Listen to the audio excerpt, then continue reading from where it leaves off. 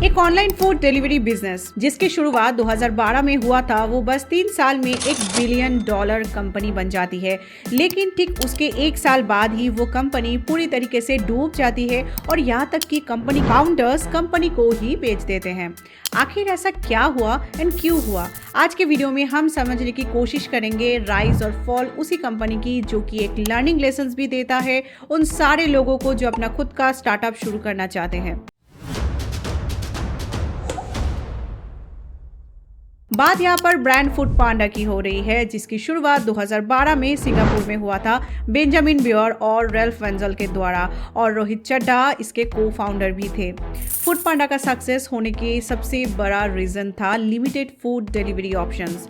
2012 में कुछ ही कंपनीज थे जो ऑनलाइन फूड डिलीवरी ऑप्शंस को चला रहे थे, जैसे कि डोमिनोज। ऐसे वक्त पे मार्केट में फूड पांडा की एंट्री होती है और देखते ही देखते कंपनी बहुत तेजी से ग्रो करने लगती है। कंपटीशन कम मतलब फास्ट ग्रोथ। 2013 में फूड पांडा बांग्लादेश और रोमानिया में ओपन हो जाता है एंड 2014 तक कंपनी एक्सपैंड कर जाती है मलेशिया, इंडोनेशिया, हांगकांग और फिलीपींस जैसे बड़े देशों में। 2016 तक आते आते कंपनी खुद को ओवर मोर देन 45 कंट्रीज में एस्टैब्लिश कर लेती है, इंक्लूडिंग इंडिया, और वैल्यूएशन $3 बिलियन से भी ज्यादा हो जाती है। चलिए थोड़ा डिटेल्स में समझते हैं फूड पांडा की इस एक्सपेंशन को। किसी भी कंपनी का ग्रोथ डिपेंड करता है उसकी इन्वेस्टमेंट प्लान्स पर, मतलब कि आप कितना पैसा खर्चा कर रहे हो कंपनी की ग्रोथ के लिए, जैसे कि मार्केटिंग, एडवर्टाइजिंग और एक्विजिशन जैसे चीजों पे। अब यहाँ पे कुछ बड़ी बड़ी इन्वेस्टर्स कंपनीज होती है जो ऐसे स्टार्टअप पे अपनी पैसा लगाते हैं। ऐसी इन्वेस्टमेंट का तरीका बहुत ही सिंपल होता है। एक इन्वेस्टर बेसिकली किसी भी स्टार्टअप पे अपना पैसा लगाती है और बदले में उस कंपनी के कुछ परसेंटेज ओनरशिप का खरीद लेती है, जिसको बिजनेस टर्म्स में इक्विटी कहते हैं। ट्रैक्शन के रिपोर्ट हमें ये बताती है कि फूड पांडा आज के डेट तक $318 मिलियन का फंड रेज कर चुकी है, जो कि टोटल 8 इन्वेस्टर कंपनी से आए हैं। अप्रैल 2013 में Kinnevik, Phenomen Ventures and Rocket Internet total $20 million invest करती है। उसी साल सितंबर में आईमीन ग्रुप $8 मिलियन इन्वेस्ट करती है।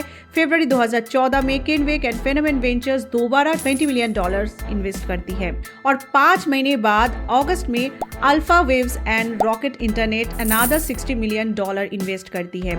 इसके बाद आता है 2015। इस साल फूड पांडा अपना लार्जेस्ट फंड अमाउंट गैदर करता है रॉकेट इंटरनेट से, जो कि $110 मिलियन था, और ठीक 1 महीने बाद ही गोल्डमैन सच और रॉकेट इंटरनेट दोबारा $100 मिलियन इन्वेस्ट करती है, जिसमें सबसे ज्यादा अमाउंट गोल्डमैन का ही होता है। देखा जाए तो रॉकेट इंटरनेट फूड पांडा का सबसे बड़ा इन्वेस्टर था। अब सबसे बड़ा सवाल ये है कि फंड्स तो आपके पास आ गए, लेकिन अब इसे इन्वेस्ट कैसे करेंगे? किसी भी कंपनी को अगर अपना बिजनेस बाहर के देशों में स्प्रेड करना है, एक्सपेंशन करना है, तो यहाँ पे 2 तरीके हैं। First organic expansion and second acquisition. Organic expansion का मतलब होता है जब एक कंपनी ऑर्गेनिकली ग्रो करे अपना ऑपरेशन एंड मार्केटिंग से और अपना सेल इंक्रीज करे वहाँ के किसी वेल सेटल मार्केट के ऊपर। आसान शब्दों में अगर कहा जाए तो अगर आप ऐसे किसी अनजान शहर में अपना कुछ स्टार्टअप ओपन करते हैं जहाँ आपको कोई नहीं जानता, तब वहाँ आपको ये प्रूव करना पड़ेगा कि आप बेस्ट हो, जो कि आप अपनी मार्केटिंग या अपनी प्रोडक्ट के ऑपरेशन से कर सकते हो, ताकि वहाँ के लोग आपको और आपके प्रोडक्ट के बारे में जान पाए और आपके सेल्स बढ़े। ये प्रोसेस बहुत ही स्लो एंड टाइम टेकिंग होता है। सेकेंड ऑप्शन जो है वो है एक्विजिशन। ये बहुत ही आसान तरीका है और फास्ट ग्रोथ देता है कंपनीज को। एक्विजिशन का सिंपल मतलब यही है कि एक्वायर करना। फॉर एग्जाम्पल, आप बाहर के किसी शहर में गए और वहाँ के किसी एक बिजनेस को खरीद लिया कुछ अमाउंट देके, जो कि ऑलरेडी वहाँ वेल सेटल था। इसमें मेहनत भी कम, सेल्स भी ज्यादा, मगर इसमें फ्लॉज ये है कि हाई इन्वेस्टमेंट लगती है एक्विजिशन करने में in terms of organic expansion. हालांकि फूड पांडा फर्स्ट ऑप्शन पे काम तो करती है, लेकिन सेकंड ऑप्शन पे ज्यादा इन्वेस्ट कर देता है और कुछ बाहर के देशों में सेम कैटेगरी बिजनेसेस को एक्वायर कर लेता है, जैसे कि पाकिस्तान में ईट ओए, रशिया में डिलीवरी क्लब और इंडिया में टेस्टी खाना and just eat. Food panda का इंटरफेस यूजर फ्रेंडली था, high quality and easy to use था, और यही रीजन था कि कस्टमर जल्दी ही अट्रैक्ट भी हो जाते थे।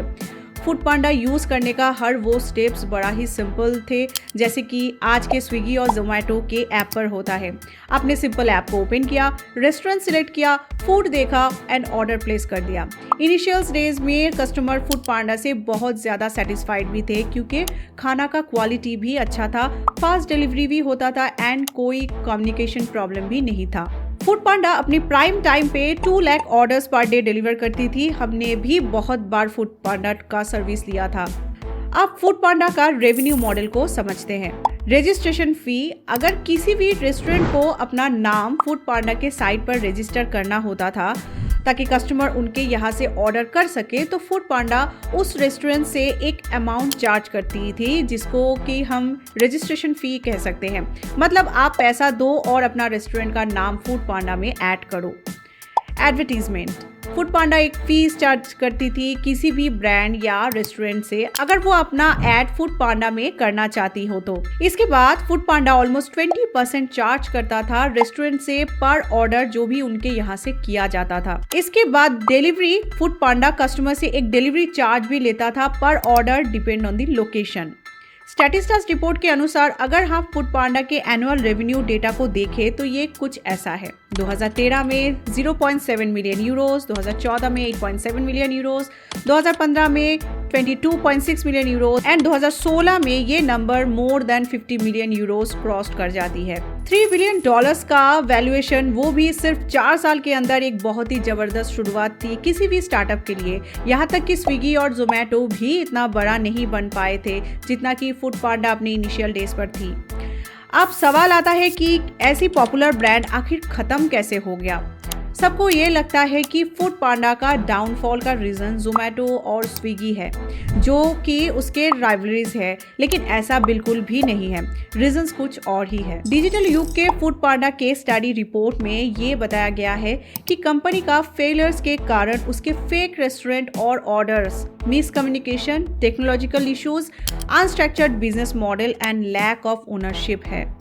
यहाँ तक कि फूड पांडा डिलीवरी बॉयज का कभी कभी ऑर्डर्स खुद ही खा जाती थी।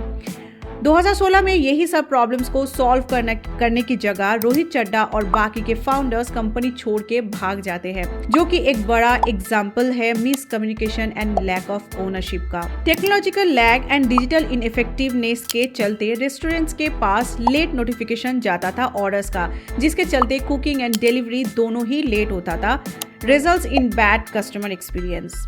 इतने फंड्स होने के बाद भी एक $3 बिलियन कंपनीज बंद हो जाता है just because of poor management. Doesn't matter आपका कंपनी कितना भी बड़ा है, उसे चलाने वाले लोग ही होते हैं। एक कंपनी के ऑपरेशन के पीछे एक स्ट्रॉन्ग मैनेजमेंट का होना बहुत ज़रूरी है, जो प्रॉब्लम्स को सॉल्व कर सके। ये एक बिग लेसन है हम सब के लिए। फूड पांडा के इनएफिशिएंट ऑपरेशंस के चलते कस्टमर्स के एक्सपीरियंस में असर पड़ते हैं, जो कि डाउट करते हैं कंपनी की होल प्रोसेस को। हिंदुस्तान टाइम्स के रिपोर्ट में ये लिखा था कि फेक रेस्टोरेंट और ऑर्डर्स फूड पांडा पे इतना ज़्यादा बढ़ जाते हैं। 10 दिसंबर 2016 में डिलीवरी हीरो नाम की एक कंपनी, जो खुद में एक ऑनलाइन डिलीवरी प्लेटफॉर्म थी, वो फूड पांडा को एक्वायर कर लेती है। डिलीवरी हीरो के रिपोर्ट के अनुसार रॉकेट इंटरनेट, जो कि फूड पांडा का सबसे बड़ा इन्वेस्टर था, वो अपना ओनरशिप स्टेक डिलीवरी हीरो में 37.7% से बढ़ा लेता है, जो कि पहले से 1.1% ही था और जिसका amount value around 31.8 million Euros था। एक साल बाद दिसंबर 2017 में ओला डिलीवरी हीरो के फूड पांडा इंडिया को एक्वायर कर लेता है just for 28 crore with 100% acquisition. Delivery hero 1% equity के साथ 174 करोड़ इन्वेस्ट करता है इस डील में, जहां टोटल अमाउंट 202 करोड़ फाइनल होता है। ओला इसके बाद $200 मिलियन और इन्वेस्ट करता है ताकि वो फूड पांडा को इंडिया में अच्छे से ऑपरेट कर सके। ओला 25,000 न्यू डिलीवरी बॉयज भी हायर करते हैं। फूड पांडा एक बार फिर से इंडिया में चल पड़ता है।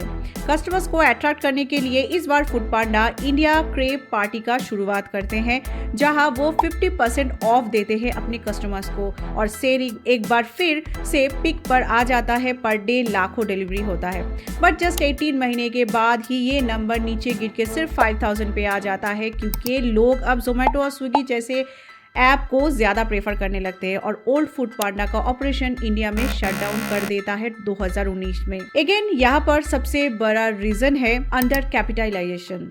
लो फंड्स होने के चलते ओला, जोमेटो और स्विगी जैसे बड़े कंपनी से कम्पीट नहीं कर पाता है। 1500 से भी ज्यादा लोग अनएम्प्लॉयड हो जाते हैं। 2020 का रेवेन्यू डेटा के अनुसार ओला 82 करोड़ रेवेन्यू जनरेट करता है, लेकिन उनका लॉस कई गुना 700 करोड़ का था। फूड पांडा अपना ऑपरेशन कई देशों में बंद कर देते हैं, जैसे कि इंडिया एंड इंडोनेशिया।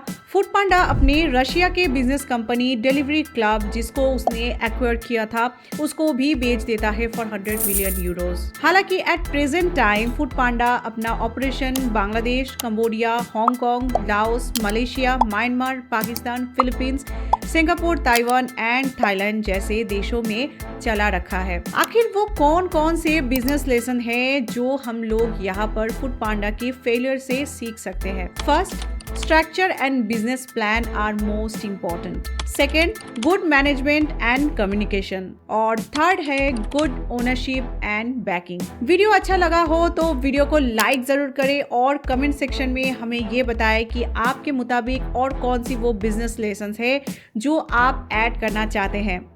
चैनल को सब्सक्राइब जरूर करें। मिलते हैं नेक्स्ट वीडियो में।